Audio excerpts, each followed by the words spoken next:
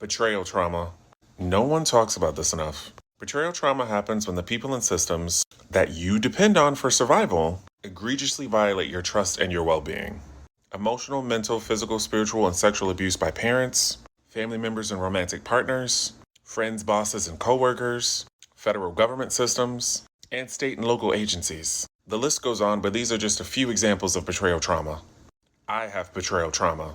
And because I wasn't allowed to acknowledge my frustration regarding the acts taken against me without my consent, without facing further harm and backlash from the people that caused the harm, or further harm from the systems and people that supported the harm, or just simply didn't care about it, that caused me to internalize the actions of others as behavior that I deserve simply because I exist.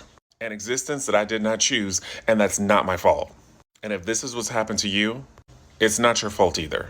Surviving narcissistic parents that can't keep their hands to themselves or work through their issues, cousins that couldn't keep their hands to themselves, aunts and uncles battling their own vices, classmates from broken homes trying to figure out who's less broken by putting each other down, friends from broken homes that secretly hated each other and wanted control outside of the home upon other people because they couldn't have it at home from their parents, which means that they weren't receiving love at home, so they tried to control the love and attention that other people would receive outside the home because they wanted it for themselves.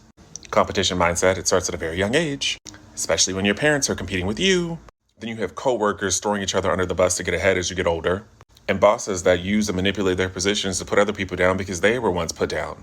And then you have the government systems and agencies that I've reported stuff to that did absolutely nothing, despite me providing copious amounts of evidence. So I'm here to remind you that your feelings are valid, your trauma is very real, and we can make it through this even though we don't feel like we can.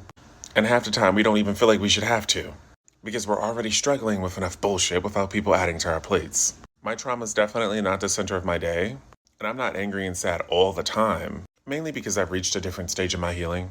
But PTSD is real, and sometimes I get mad as hell from having these forced flashbacks multiple times a day. Half the time you can't even wash your ass without remembering what people have said and done to you that you didn't deserve. And it's never small shit.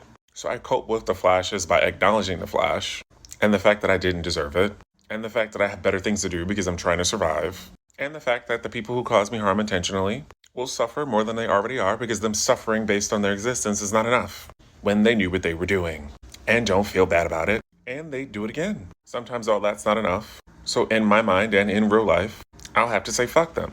I also work out, meditate, and pray. Your betrayal trauma is real. You're not crazy. And people are mad that they can't control your feelings or your mind, so they try to take your body. I hear you, I see you, and I feel you, and on your behalf, they deserve to suffer, and I hope that you heal.